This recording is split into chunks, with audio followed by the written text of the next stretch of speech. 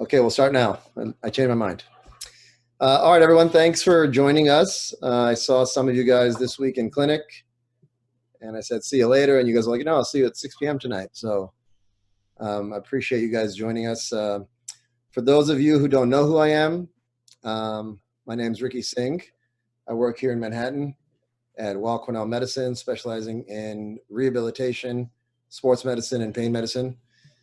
And for those of that do know me, what I'm telling you now is probably what you've heard me say in the office at the appointments. So hopefully I'm consistent with my message. But let's get started. What I want to do today is talk about some innovative treatments of pain medicine. I do not have any relevant financial disclosures. One of the things that has come up, obviously, in all of our lives is coronavirus and COVID. So if you've been to the office recently, you've seen that we've taken a lot of steps to make it safe, not only for the staff and the physicians, but obviously for the patients. We have limited the capacity of our clinic. We have, for the most part, tried to shut down the waiting room. So as soon as you walk into the clinic, we take you right to the exam room just to maintain that social distance. Everyone's wearing a mask. We're cleaning rooms in between every visit. So we're trying to do our best. So if you need to see us in the office, it's safe. If it's something we can handle virtually, either via Zoom or a video visit or by telephone, certainly that's an option as well. And I apologize if I'm looking down. I'm just getting text from the host, making sure that they can hear me and everything's okay. Okay. So let's talk a little bit about back pain. Back pain is challenging, and for those who suffer from back pain, you know that it's not a one-size-fits-all. There are many, many causes of back pain, from muscles to joints to ligaments. And once the diagnosis is figured out, then the treatments are many. Some of those include physical therapy and medications, which is kind of the mainstay of what I preach. But then also there are more sophisticated interventions, things like regenerative and restorative treatment, stem cells, really hot topic these days, the last couple of years. So I'm going to touch on that. And then neuromodulation is basically a way to trick the brain or manipulate nerves so that you don't feel as much pain, even though we haven't really treated the underlying issue, such as arthritis. But it's a way for patients to get back to their daily life and function the way they like to. No surprise here, the U.S. spends a lot of money on back pain, almost $200 billion annually. And despite how much we spend, our outcomes are okay. We do a decent job globally. But we spend a lot of money on treatment. And, one of the things I talk about a lot, especially those of you who get my newsletter, is, my thesis and my goal in general is to educate you guys, to empower patients and empower people to kind of take control of their health in as much as they can. At some point, there is a traumatic injury or a disc herniation or arthritis where you guys need help from the physicians and the healthcare community. But a lot of it, I think, we could treat without intervention. In the U.S., we do a pretty poor job of healthcare prevention. We don't really talk much about weight loss and smoking cessation and diabetes and how to eat properly. And I really focus a lot of my energy on that outside of the clinic. But then when you're in clinic, we focus on what you're here for, why you have pain, and what I can do to help you. So the big question is, why does back pain and pain in general bother you? Is it preventing you from doing things like household chores, dishes, cleaning, spending time with your kids and grandkids, gardening, doing, living outdoors, hiking, things like that, sexual activity? I mean, these are all reasons why patients come see us because they want to get their life back together. And a lot of the treatments you have probably tried includes anti-inflammatories and Tylenol. Certainly physical therapy and exercise is something that we talk about a lot in the clinic. TENS units and electrical stimulation of the spine, along with surgery, which we can avoid. But I don't want to discredit surgery. There is certainly a role for that in some patients. And then certainly injections. Some of the causes of back pain I mentioned, the spine has a lot of structures. They have the disc that can bulge and pinch a nerve. They have arthritis, which could be age-related, which could be posture-related. We see a lot of young people coming in with back and neck pain because they're sitting at a computer, hunched forward, leaning forward, and they're imbalance between how tight they are in the pecs and how weak they are in the upper back. So it's not just a issue of hard labor workers. It could be an issue of a desk worker as well, or even someone who doesn't work and sits at home, plays with their children and grandchildren. you can pick up a child and hurt your back. So no one is immune to getting back pain, myself included. I've had back pain and sacroiliac joint pain. I've had some treatments. But the causes are many. I don't want to not prioritize what's causing what, but it's really important to figure out what's causing the pain so that we can treat them appropriately.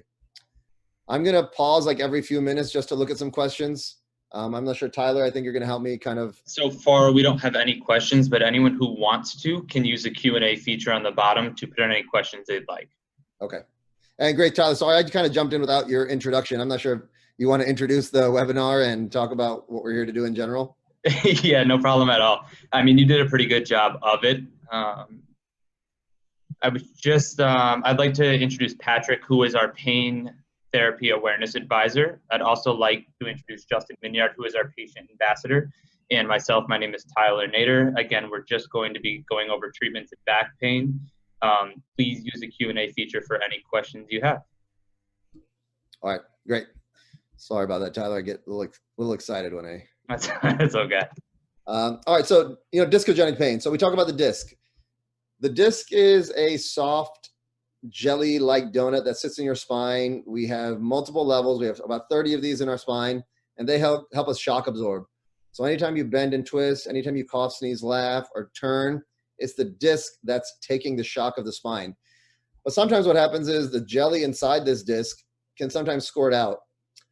And we have a couple hundred people on this Zoom right now. I'm sure 100 of us have a disc herniation and don't know about it. Because if that jelly doesn't pinch a nerve, you're not going to feel anything. But if it does pinch a nerve, you're going to have shooting pain down your leg, something called sciatica. And I've seen the list of patients that are here with us today. Some of you have definitely suffered from sciatica, and we've tried various strategies to try to mitigate that pain and help it. But this is, we used to call this degenerative disc disease. I don't like that term disease. That's like saying getting white hair is a disease. Even me at my young 40-year-old self, I have white hair. Everyone gets degenerative discs. The key is to how to maintain the health of the disc. And a lot of that is with core strengthening, weight loss, not smoking, exercising, all those things that can prevent this from getting worse.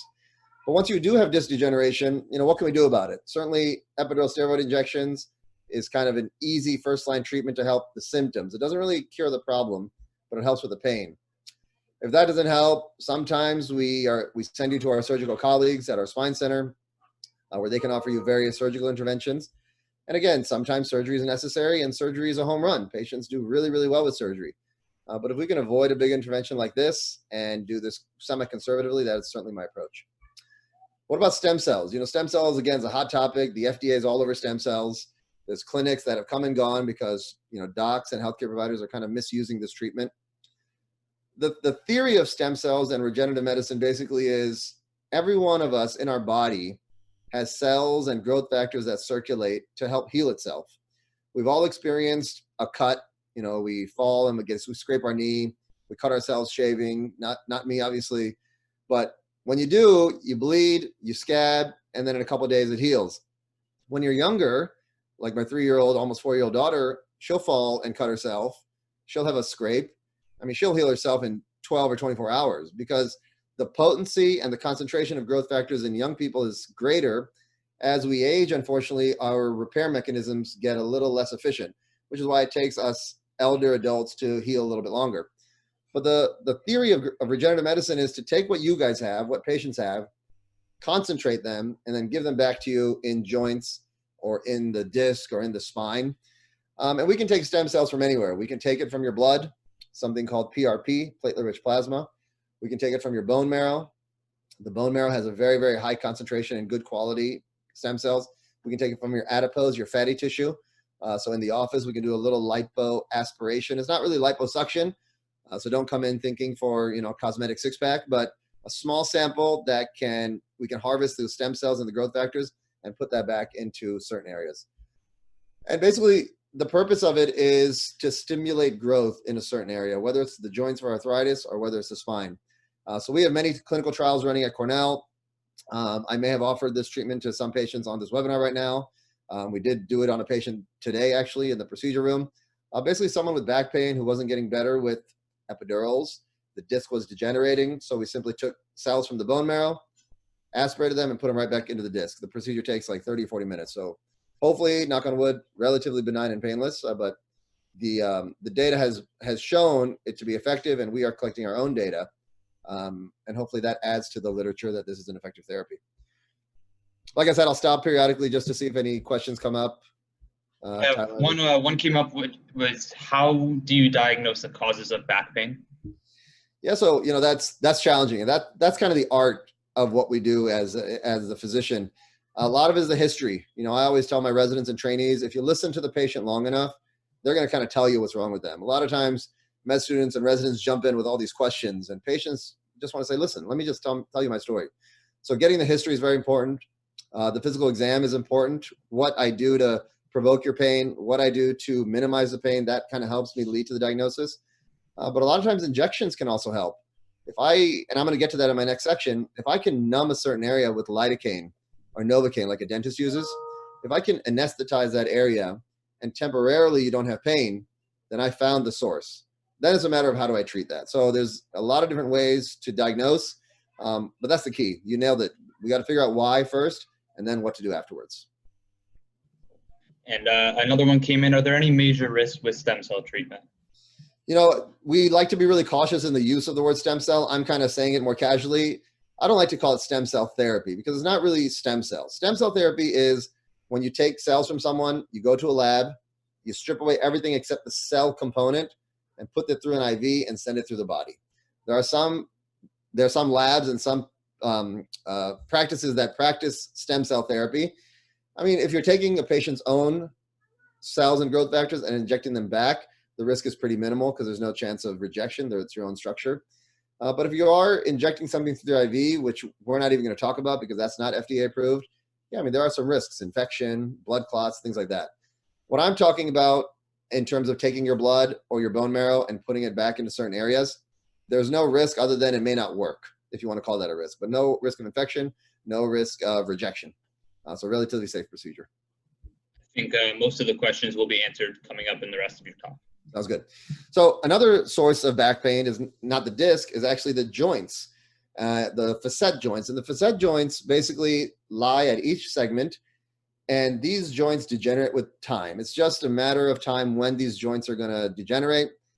When you are sitting down, like hopefully most of us are sitting down and leaning forward, those joints open. They're relatively happy. When you stand up and start walking, those joints close and grind against each other, and then you get back pain. So if you're someone who kind of sits and it's relatively comfortable, but when you stand and start walking, your back starts hurting more and more and more, and you find yourself hunching forward and sitting down, you might have this phenomenon if you have back pain. If you have leg pain, then it's a different story. You might have something called spinal stenosis, where the nerves inside the spine get squeezed and your legs get heavy and fatigued. That necessitates you to stop walking and sitting down. But facet arthritis, again, it's pretty common as we age. Most patients get it. The category of older age and older adult keeps shifting. When I was in med school, old meant 40 or 50 years old. But now many of my patients, again, who are here today are 60, 70, 80, and they're very, very young. They're soul cycling. They're doing yoga every day. They're running around, playing tennis and golf. So it's all relative about age. There's no number. The number means nothing. It's just about how healthy you keep your spine. But, this was a question that came up recently, is how do we diagnose facet pain? And number one is the history. Like, what are your symptoms? Do you have back pain? Does it feel better when you lean forward? Does it feel worse when you lean back? Does it shoot down your legs, or does it stay in your lower back? That's important to learn. And I like to be conservative with my treatments. We try everything we can that's not interventional. Ice and heat. Someone asked me a question about what's better. Really, the science is kind of isn't sure about ice versus heat. I tend to say if it's an inflammatory process, use ice. It will calm the inflammation down. If it's a muscle soreness, use heat. It'll relax the muscle. But medications, physical therapy, injections, all those things can be helpful. But one intervention that we do specifically for this pain to diagnose it is this injection called the medial branch block. Again, many of you have had this with me. We basically, before the procedure, I say, let's do something to hurt. And most of the time, you're going to stand up and you're going to lean back or lean to one side. You say, it hurts on my left or hurts on my right. I take you to the procedure table. I numb up 2 or 3 joints on each side, or one side if it's one-sided pain. It's a local anesthetic. It works almost immediately. I bring you back to the recovery room. I have you replicate the same behavior, twist and turn, and you tell me right away what happens. And if your pain is gone, that's fantastic. If it's 50% or better, I like to 50 or 80%, then we have found at least the source of some of your pain. And once we found the source, then I can offer you a more definitive treatment, something called radio frequency ablation. And basically what we do here is we target the same nerve, we numb it up with anesthesia, just like last time. But this time I take another needle, I put it next to the nerve, and I heat it up. I heat it up to about 80 or 90 degrees centigrade, so about 170 degrees Fahrenheit. And I let that whole area burn for 90 seconds to destroy the nerve. The purpose of that is now you're going to have pain relief, hopefully for 9, 12, 15 months. You know, some patients only get 6 months of relief. That's because their nerves regenerate faster. Some patients get permanent relief. I saw a gentleman today who I was working on his lower back. I did his neck 2.5 years ago. He still does not have pain. So everyone's a little bit different. But what's important to know that nerve does grow back. The human body is very, very smart. And it's got defense mechanisms. And that's one of them is to repair the nerve. So with me, again, it's a 20, 30-minute procedure. You don't have to be sedated. I use local anesthesia. And I think it's well tolerated. Obviously, I've never done this to myself, but the patient feedback for the most part is that it's relatively well tolerated. Some patients, have some pain, and we try to do a little more anesthesia, but hopefully you get a year of relief and you can function and do all those things you like to do, like play with your family and golf and play tennis and all those things. Slightly off topic, but a lot of people are asking about acupuncture in the role of back pain. Sure, yeah, we use acupuncture at the Wall Cornell Spine Center. We're very, very involved with our integrative health center that does acupuncture, yoga, mindfulness, meditation. Yeah, I mean, I love the idea of I've had acupuncture myself. It can be very effective to loosen the muscles, especially someone who's really tense in the shoulders. And the risk is little, right? If we do it and it doesn't help, all we've lost is time, really. So I would definitely recommend optimizing all these non-major interventions. Okay, great. And I think, again, the rest of it will be answered coming up in the rest of your talk. Okay. So the last thing I kind of want to talk about is spinal cord stimulation. And this is a very exciting field. It's the area of neuromodulation where it's for patients who have pain, who we've tried a number of these procedures on. And despite that, they're still feeling pain from certain areas, whether it's back, whether it's leg. It's beneficial because we can decrease the reliance on medications and opioids for sure. It's FDA approved, insurance covers it. There's a lot of data. You're going to hear from one of our patient ambassadors after me, who's going to talk about his experience. But it's a really effective treatment. Again, it's not for everyone. I want to be clear on that. It's not for everyone, but it's something to discuss. So what happens in the body, let's say you bang your knee or you hurt your ankle, you twist your ankle. Your brain is going to get information from the ankle, sent up the leg, sent up the spine to the brain, and that's where you perceive pain. And basically what a spinal cord stimulator does, it intercepts that signal so that even though that structure, it still hurts, you don't feel it because your brain cannot perceive it. So it interrupts that signal and superimposes a different signal. Maybe it's a pleasant vibration signal, or it could be no signal at all, so you don't feel anything. So there's many, many different strategies with spinal cord stimulation and neuromodulation that can do that. So again, just to focus on what happens, you have pain gets sent along the nerve to the spinal cord. This small battery, it's the size of a little tic-tac box, even skinnier than that, gets implanted kind of underneath the skin, over the butt, and it delivers a signal to the spine that does not allow the pain signals to get to the brain, so you don't feel it. And then what happens is your brain can feel certain things. It could feel a tingling in that area. And now with the newer technologies, some patients don't want to feel anything. So they call it no feeling or no tingling at all in the area where there was pain. But it's effective. It shows, and I didn't put up all the studies, but there's a significant reduction in pain. Patients report improvement of function and activities of daily living. They have better sleep quality and very, very important decreased use of pain medications and opioids. So back to someone's question earlier about how do you know who's going to respond? So just like I talked about the medial branch block, where I numb the nerves, and if patients get relief, then we bring them back and I do the radio frequency ablation. Same kind of thing with the spinal cord stimulator. We do a trial. So the trial period, again, we had a trial. I had one with Tyler this morning. It was a patient who has back pain, pain radiating into the legs. I've done a number of procedures on them, epidurals, radiofrequency ablations, because I thought that would help them. And we've gotten to the point where, you know, this is a treatment option for them. So basically what happens, you come to the procedure room, you're awake for the most part. I put in these 2 leads, and, you know, we do them in the operating room or we do them in the office. Some patients like being asleep. If you want that, we can do that. If you want to be awake, no problem. Majority of my patients tend to be awake. And we put these 2 very, very skinny spaghetti noodle type of leads up along the spine through a small needle. So it's essentially like getting an epidural. We put them in the spine, we leave them there, and we just kind of tape them to the back. And you go home. And you go home for 5 days or 7 days. You're in touch with Tyler or the device representative on a daily basis and talking about your pain. They have the opportunity to reprogram things and change some things on your battery. And then when I finally see you in the office 5 to 7 days later, I just take it out right in the exam room. You know, no surgery. And then we have a discussion.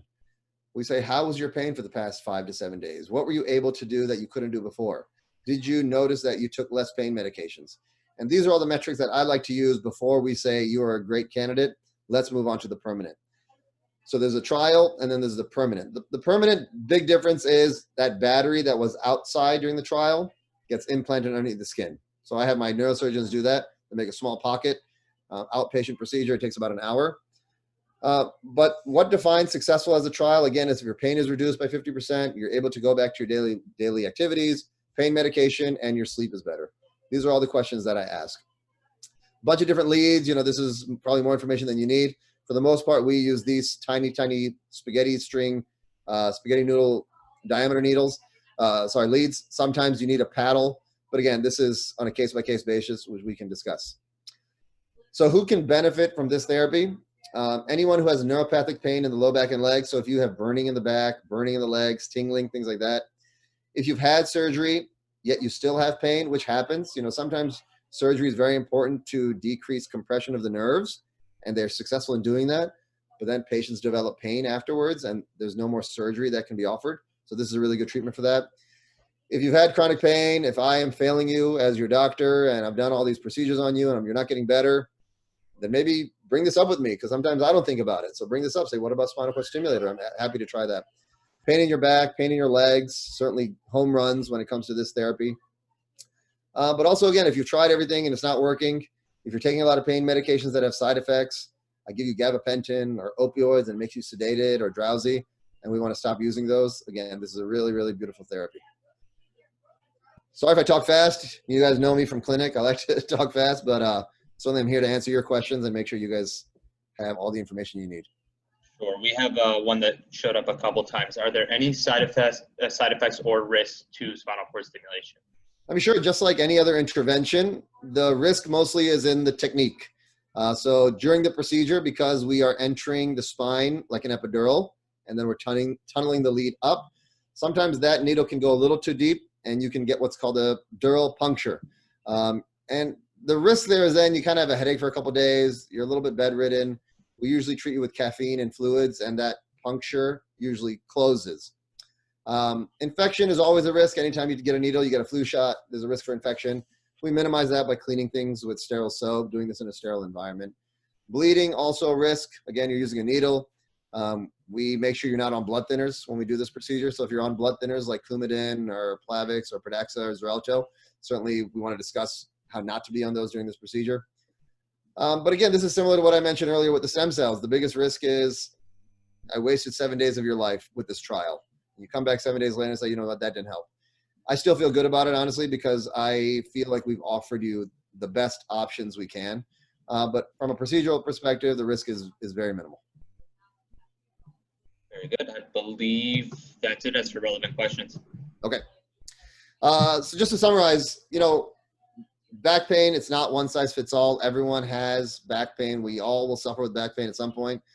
The biggest challenge is to figure out why you have back pain, where it's coming from, and then how do we prevent it. And a lot of this is with habits, risk factors, exercise, posture, mechanics. Fixing those things is very, very important. And then the interventions that I offer you are secondary. But really, I want everyone here to, you know, live the life they want to live and function the way they want to function. And that's kind of my primary goal. So things that I mentioned, I just mentioned this: slouching, lifting heavy objects, being overweight, not exercising, smoking, wearing high heels. A lot of ladies, or a man who likes to wear heels, fine as well. They get very upset with me when I tell them they can't wear high heels because it will affect the curve of their back and cause those facets to compress more. But sometimes it's necessary. You don't need to wear the 7-inch Louboutin. Wear a little flatter heel and function the way you like to. But that's just again, a conversation that we have amongst one another. But again, I really see the list of participants here. I recognize a lot of names. I love seeing you guys in the office. I wish I could see everyone more often. Obviously, we're limited with coronavirus and COVID. We want to maintain social distance and safety. But this is an opportunity for you to ask your questions. Don't be shy. You guys can obviously email me here at any time. You can go to the website and get some exercises. But I'm always happy to educate the healthcare consumer to the best of my ability. And I'll take some questions.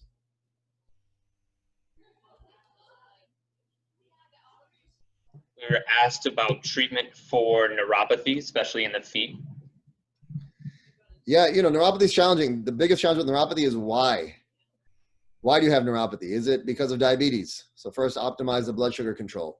Is it because of alcoholism? That can certainly lead to neuropathy. Is it because of cancer treatments and chemotherapy? Sometimes it's iatrogenic, meaning we don't know why you have neuropathy. A lot of good data is coming out in treating neuropathy along with the medications. We use gabapentin and Lyrica and things like that, but they can have side effects. Stem cell and PRP therapy has been coming out. Injecting it around the nerve has been showing pretty good data. I personally do not have experience in that. I'm just kind of learning the data right now and seeing if that's a treatment I want to offer my patients.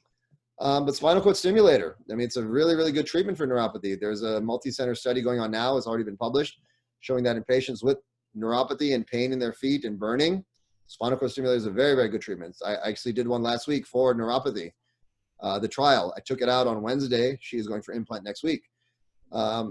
And so it's an option, but I would certainly explore neuromodulation and spinal cord stimulator for neuropathy.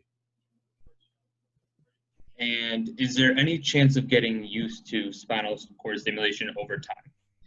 The beauty of spinal cord stimulation is that the technology keeps advancing.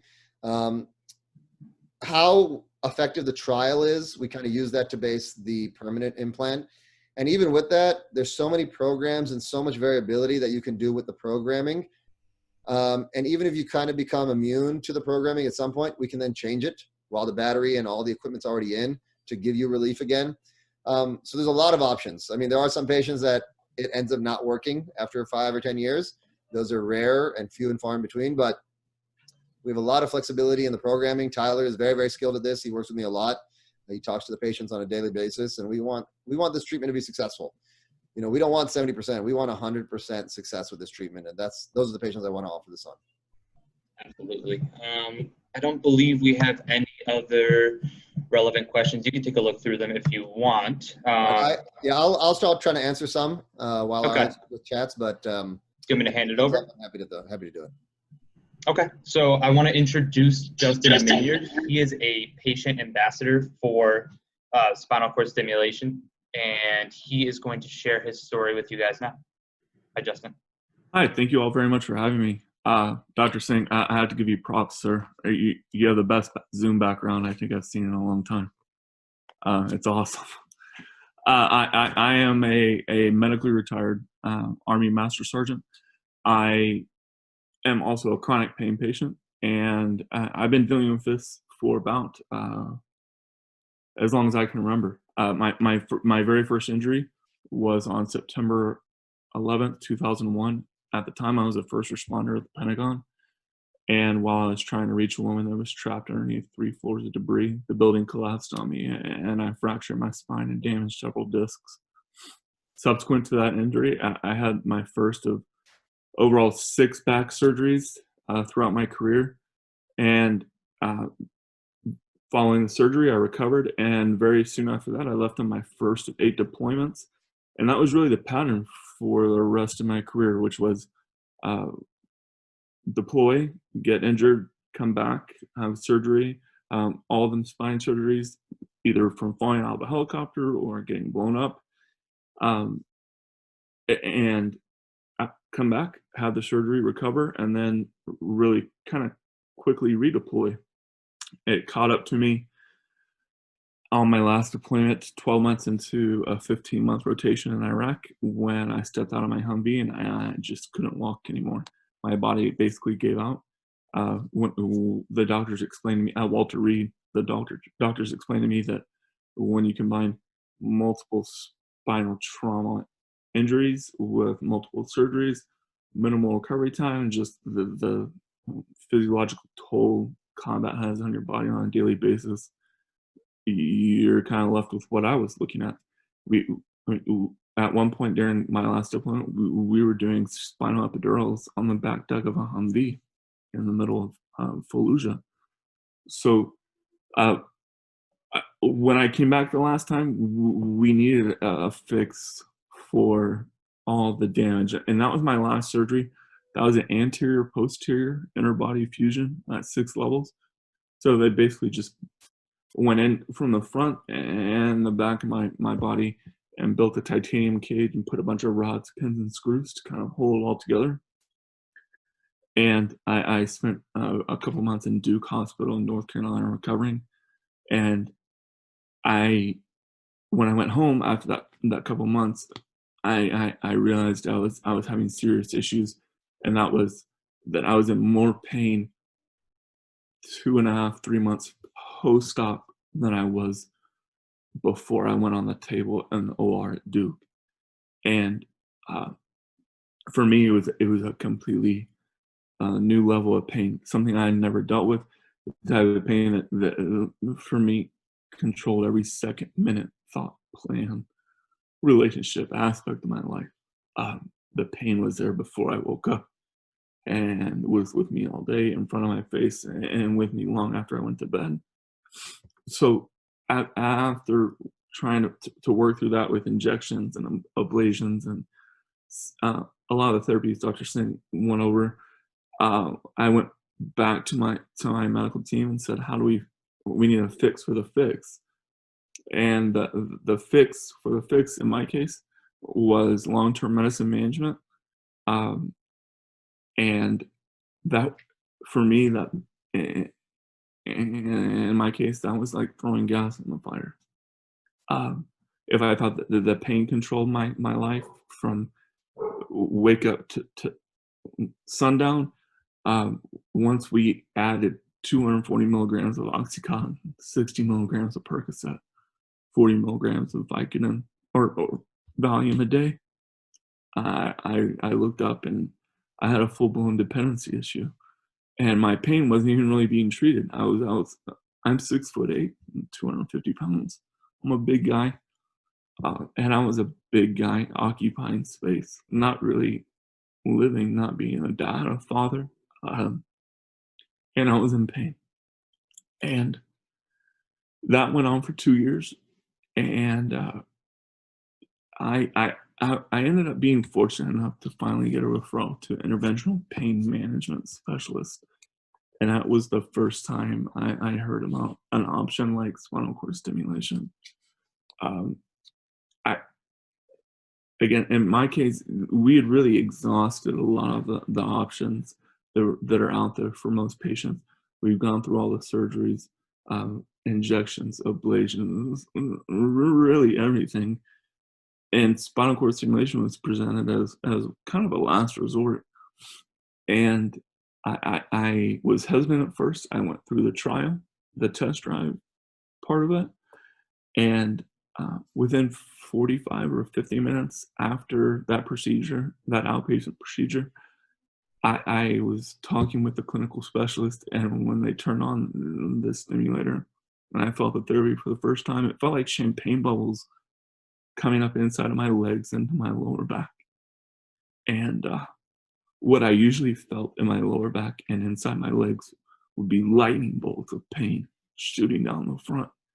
And in my lower back, it felt like somebody was grinding it with a fire poker. There in recovery, I was feeling that bubbling sensation.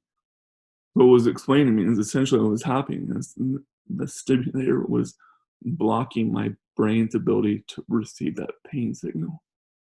And I knew there in recovery for the test drive that this was the first time I had had effective pain relief in over 5 years.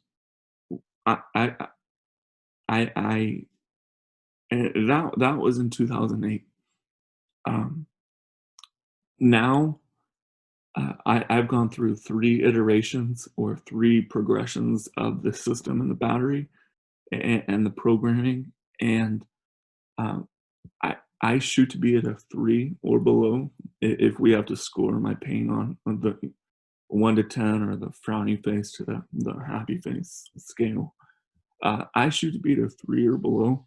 Most days I'm at a 2 or a 1, and if I can be at a 2 or 1 as opposed to where I was before, which was off the chart, I'll take it all day. Because being at a 2 or a 1, or sometimes if it jacks up even to a 3, it makes the pain a footnote to my day and not the header, and lets me be my daughter's soccer coach. I'm a terrible coach. I don't know anything about soccer, but I still get to be out there. I get to help my wife cook dinner. I get to work. I before COVID, I would spend 290 days a year on the road, flying around the U.S. and Australia, talking to patients, pain providers, legislators, about the importance of a balanced approach to pain management. And that would have been impossible if I wasn't able to control my pain. And I control my pain using that foundation of spinal cord stimulation. The stimulator lets me bring it down to a 3 or a 2 or a 1.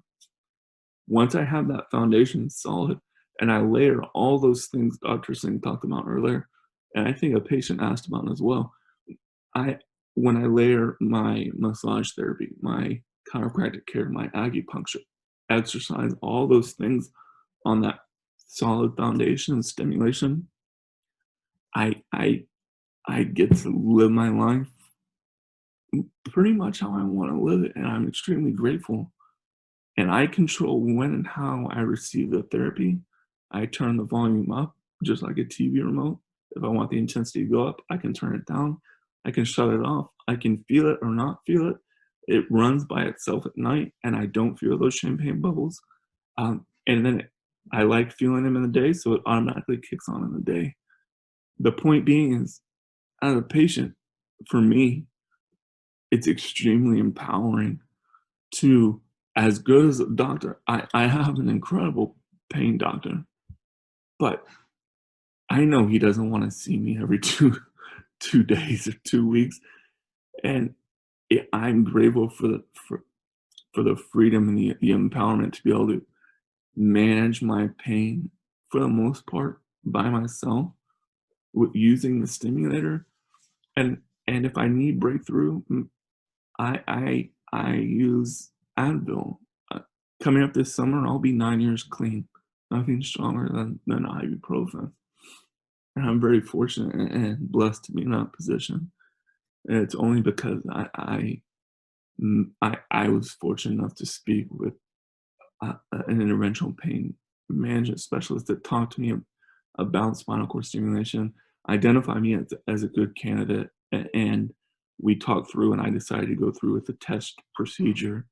That was one of the big pivot points for me, being that I had gone through so many surgeries and so many other procedures hoping that they worked.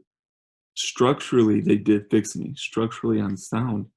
But once you have 6 levels of titanium cage put in your spine, if it doesn't work for you, you're kind of, you can't turn that back in and ask for a refund. With the spinal cord stimulation on a trial, I was able to try it, see if it worked for me. I knew very quickly it did. And here we are now. My daughter's 13. I'm her crappy soccer coach, but I'm able to get out there and run up and down the field, and the pain's a footnote. It's not the header of my day. I guess that would be what I would say to any other patient. I don't know, Dr. Singh, do you think I missed anything? No, I agree with you. I think thinking about this treatment and the impact it's had on patients' lives is tremendous. I'm not a big neuromodulation doc. That's not my primary bread and butter procedure. I do a lot of other things like stem cells and radiofrequency insulation. But in my experience, when we get to this point of offering this procedure, I think for a lot of patients, it works really well. Now, there are some patients it doesn't work. And, I struggle with that because I obviously want to offer this in patients who I think it's going to be very successful. But just like you said, the ability of you to reduce and get off the narcotic pain medications and those kinds of things, the ability for you to participate in, soccer, even though you don't know anything about soccer, that's fantastic. I'm trying. No, it's funny you said that. A patient asked me yesterday, I was doing an injection on her, and she's like, after this, can I run a marathon? And I'm like, have you ever run a marathon? She's like, no. She's like, I can't go up this flight of stairs. I was like, well, then let's have realistic expectations of what's going to happen after. I have friends, other military friends, who have also been, they've gone through the stimulation procedure, and one of them said something like after his trial, he was doing so well, and he called me and he said, yeah, you're right. Doc said I was good for it. And I went through the trial, and I feel great. I'm doing a Tough Mudder next week. And I said, no, don't. Yeah. So it's just knowing like for me, I used to run marathons. I know I can't run a marathon now. So I got into hand cycling, and from hand cycling, I moved into ultra endurance road biking. So now I compete in 200 ultra cycles. So I go 100 miles out, 100 miles back. But it kind of had to adapt to what I can do now. Right. No, I mean, your story is fantastic. It kind of, makes people emotional sometimes too, but it's, we appreciate you sharing your experience with this treatment and where you were and where you've come from. I think it's fantastic. I mean, I applaud your efforts and your success. But it's not the treatment. I mean, these are miracles. It comes from personal perseverance and things like that. Yes, I agree. And I'd be remiss if I said spinal cord stimulation was the be-all, end-all. Right. For me, it was the foundation. And then, like you said, when you added all these other things on top, right? I am a devout patient of my massage therapist. I'm there twice a week. Right. Same with chiropractor, same with acupuncture, all those things added together. But plus, I just didn't want my life to be run by the pain anymore. Sure. Absolutely. It almost killed me. Yeah. Well, I'm glad you're here with us to share your story and share your experience with everyone. Thank you, sir. Thank you for your time. Thank you for everybody for your time. Really appreciate that. Yes, sir. All right, Tyler, what else? I've been answering some questions on the Q&A, so hopefully you're getting my responses to some of the folks. You've gotten to the majority of them.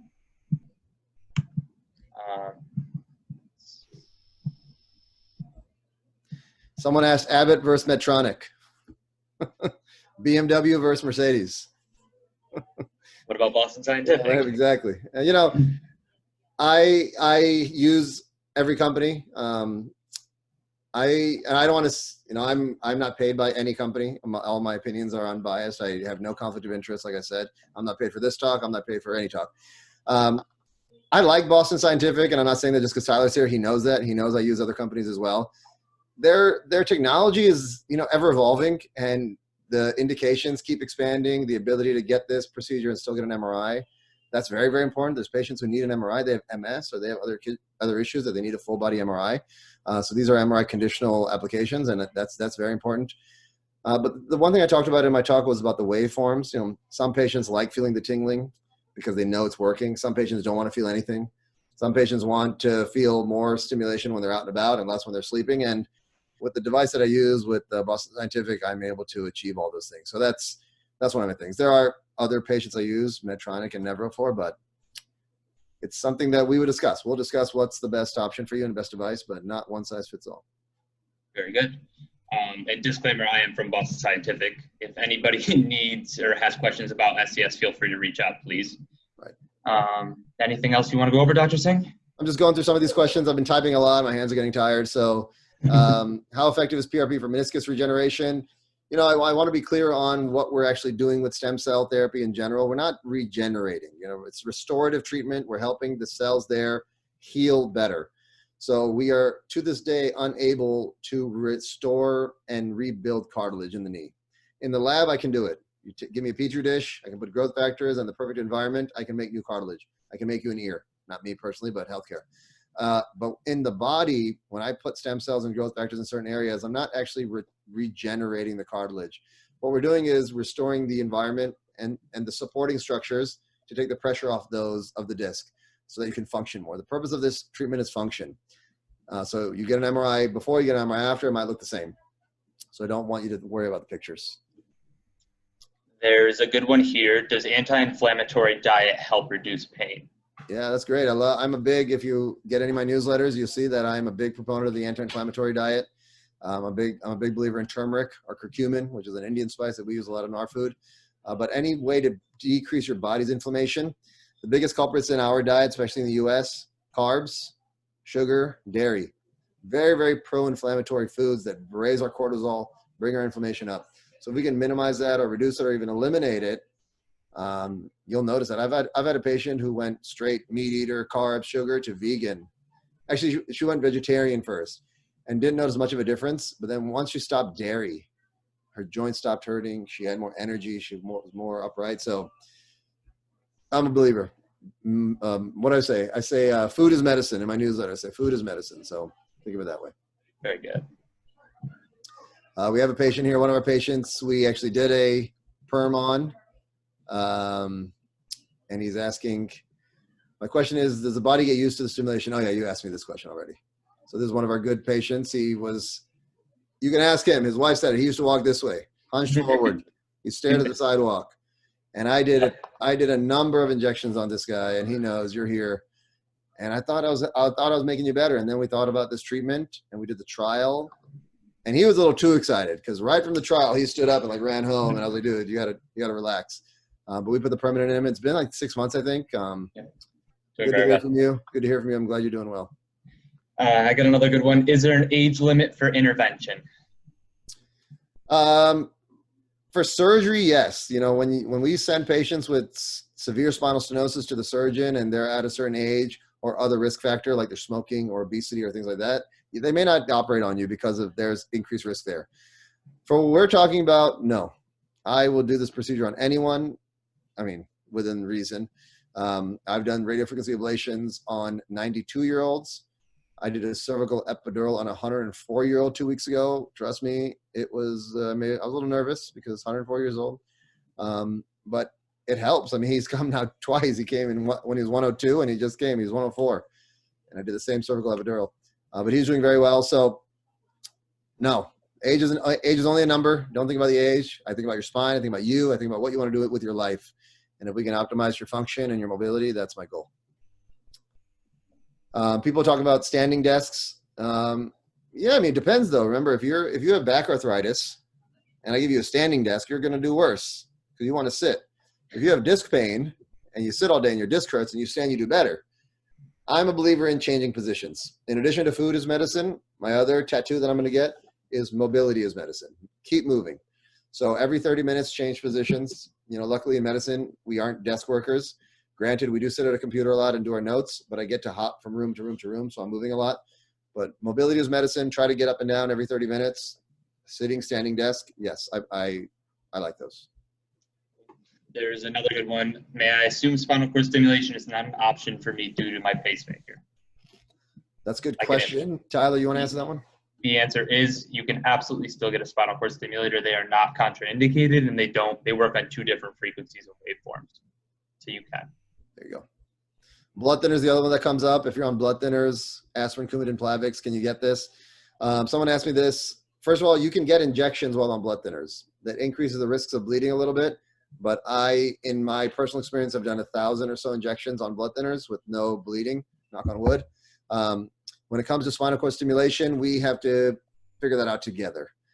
Because if you're someone who, if you're off your blood thinner, are going to have AFib or a stroke, I'm not going to take you off that blood thinner because that is way more risky than what I'm going to do. But we'll have strategies in order to do that if we need to. And one patient asked, how do they get your newsletter? Yeah, newsletter. So I put it up on the page before. Let me share my screen one more time. What is it sharing? There you go. So there's my email. There is my website. Come to the website. I made it super annoying so that it forces you to get on my newsletter. It gives you a big pop-up and you put in your email address and you will get my newsletter right after that. You know, I feel bad. I actually didn't share this slide. Justin, I apologize. I was supposed to share this slide after mine. I totally forgot. No, sir. No problem at all. I was actually just about to say I like the mic drop emoji on your slide. So I'll leave this up for a moment just so It's people. No. Yeah, just thank you for the time. Okay. Thank you again, Justin. Yeah, thank you, Justin. So yeah, that's the website. Please come get the newsletter. It's free for everyone. It's just me spitballing information to you guys. Hopefully it's helpful. What else do we have? I'm looking at some options here. Can you have an MRI with spinal cord stimulator? Like I said, yes, it's conditional depending on the MRI, but yes, you may have one. What do I do for exercise? Gyms and Pilates are closed. I've been saying this to the last like 10 patients I've seen. Most patients live in high rises in Manhattan. So I always ask them what floor they live on. And I say, wherever you live, stop taking the elevator to that floor. Take it one floor less or 2 floors less and then walk up the stairs. It's very, very good exercise. It's low impact. It's good for the muscles. It's good for the joints, good for the heart. Start there. Easy intervention. I do that. I mean, the hallways are super hot these days because of the humidity in New York. If you're in New York, if you're one of my patients out on Long Island or in Florida, well, Florida, forget about, different story. But yes, take the stairs, walk around the apartment, walk around your hallways. Just stay mobile. That's very, very important. All right, I think I answered a lot of these. Yeah, you got to the majority of them. Great questions. Thank you so much, everyone, for kind of participating and making it more interactive. That's really great. Tyler, anything else that our listeners and our guests should know? No, just again, if you have any questions on SCS, please feel free to reach out to myself. And if any of these treatments interested you today, obviously reach out to Dr. Singh's office. I know most of you are already patients there, and please feel free to ask. Definitely. Thank you, Tyler, Patrick, Justin. It was a pleasure. Thank you to all my patients and all the guests. Yes. Everyone go have a drink with dinner. In moderation. In moderation. Take care, Dr. Singh. Enjoy, guys. Take care, everybody. Bye. Thank you. Have a good night. Have a good night. Bye.